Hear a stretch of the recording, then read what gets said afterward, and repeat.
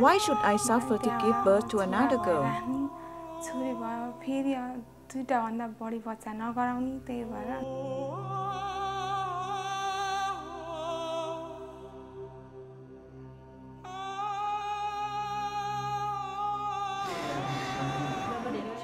In parts of South and East Asia, there's a growing unnatural imbalance between the number of boys and girls being born. Cultural, economic, and religious preferences for sons and the misuse of medical technology have led to rising sex ratios at birth. For every 100 females born, there are normally around 105 males. But today in China, there are 118, and in some places, as many as 135 baby boys for every 100 girls. Parts of India show similar trends, with indications that sex selection could become more widespread in other countries, including Nepal and Vietnam.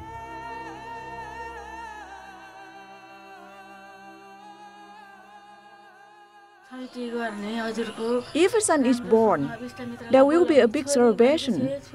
They will invite neighbors and friends. But if a daughter is born, everyone will have a long face. A woman who has no son is not treated well. People will say, your family has no legacy. Being a father of a girl child, I have also faced so many problems from my family members, elders. They were torturing me. It's not good to have only one girl child. You must have a boy child. What will you do in the elder age if you don't have the boy child? There's a very rapid fertility reduction process that's going on, combined with patriarchy, where the old systems of valuing boys have not yet changed.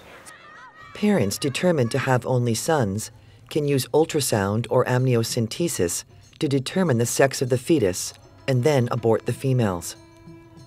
Although this practice has been outlawed in India, Nepal, and China, enforcement remains weak. This could result in long-term negative consequences for social, economic, and gender parity. The situation is such that it's not going to improve over the coming decades. Actually, men who cannot marry today will be in competition tomorrow with some younger men. The kinds of violence that we're likely to see are manifold. Sexual violence, as well as violence within the home. Sexual violence within the home from amongst family members, where women are going to be forced into non-consensual sex with multiple male members in the same household.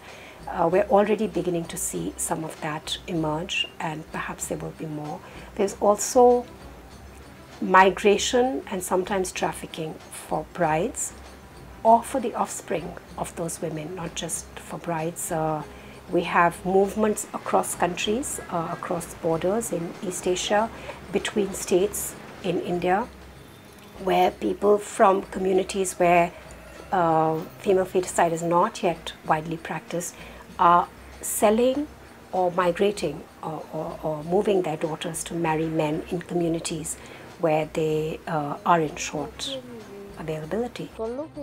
This Vietnamese girl was kidnapped and sold into a Chinese brothel, where she was drugged and endured regular beatings and emotional abuse. I was so desperate. I wanted to run in front of a passing car to commit suicide. Right from the time a child is born till a woman dies and is a widow, throughout her life cycle, we see a huge range of practices, as we do in India, Pakistan, and other countries in the region, where the girl is certainly much less valued, is a dispensable commodity. Why is it that decisions about whether or not to have a daughter are not guided by what women and daughters are actually doing and able to do in today's world? Ending sex selection demands both stricter law enforcement and social mobilization to change people's thinking. China has mounted a Care for Girls campaign to promote gender equality.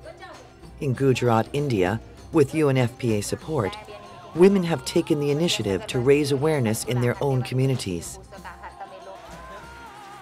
During her second pregnancy, Doxa's in-laws pressured her to test the sex of her fetus.